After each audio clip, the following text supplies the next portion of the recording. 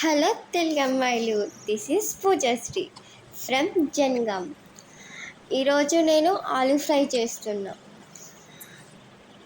నేను హాస్టల్లో ఉంటున్నా కాబట్టి ఇంకా ఆలు, ఎగ్గు, చికెను వీటితోటి సరిపెట్టుకుంటా. ఇంకా చారు, పప్పు ఇవన్నీ ఇంకా ఎక్సెట్రా. కానీ పెద్ద పెద్ద వంటలు అంటే నాకు అస్సలు రావు. నేను హాస్టల్లో ఉంటా కాబట్టి నేను ఒక్కదాన్నే వండుకొని తింటా. నేను ఈరోజు ఆలూ ఫ్రై చేస్తున్నా. అసలు ఈ యూట్యూబ్ ఛానల్ ఇవన్నీ అసలు నాకు తెలియదు. కానీ ఏదో ఒక ఫేమస్ అని ఏం కాదు, కానీ ఏదో ఒకటి సాధిస్తేనే మనకంటూ ఒక పేరు ఉంటుంది, అమ్మ నాన్నలకి ఒక పేరు ఉంటుంది. స్టడీ కాకుండా ఇంకా వేరే చేయాలి.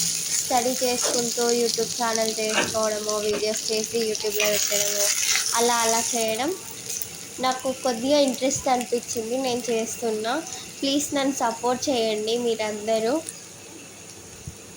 అందుకే నేను మాత్రం యూట్యూబ్ ఛానల్ స్టార్ట్ చేసిన.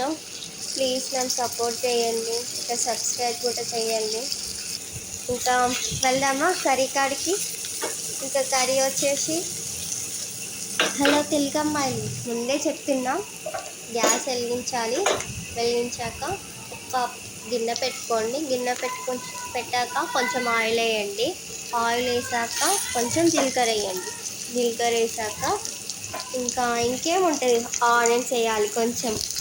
కొన్ని ఆనియన్స్ వేసి తర్వాత అవి రెడ్డిష్గా రావాలి. రెడ్డిష్కి వచ్చినాక కొంచెం చిన్నగా కట్ చేసిన పచ్చిమిర్చి వేయాలి. పచ్చిమిర్చి వేసినాక కొంచెం కలుపుకున్నాక అందులోనే కరివేపాకు వేయండి, ఒక రెబ్బ. ఇంకా వచ్చేసి అవి బాగా వేగాక ఇంకా ఏముందండి, ఆలుగడ్డలు వేసేయండి. ఆలుగడ్డలు వేసినాక కొంచెం ఫ్రై అయినాక టమాటా చిన్న పీసెస్ కట్ చేసుకొని టమాటా వేయండి. తర్వాత కొంచెం పసుపు, కొంచెం అల్లం పేస్ట్ వేయండి. తర్వాత కొంచెం అవన్నీ మంచిగా కలిపినాక అవన్నీ మంచిగా అయినాక కారం వేయండి. కారం ఒక 2 స్పూన్స్ వేయండి. మీకు రుచి ఎంత తగ్గితే అంత వేసుకోండి. ఇంకా కారం వేసి, మీకు ఉప్పు ఉన్న కారం అయితే ఏం అవసరం లేదు, ఉప్పు లేని కారం అయితే ఉప్పు వేసుకోండి, మళ్ళీ బాగుండేది ఉప్పు లేకుంటే. ఇంకా తర్వాత అవి మొత్తం కలిపినాక కొంచెం ధనియాల పొడి ఉంటుంది కదా, అది ధనియాల పొడి వేయండి. పైన చల్లినాక మొత్తం కలిపితే ఇంకేముంది, మన ఆలూ కర్రీ రెడీ.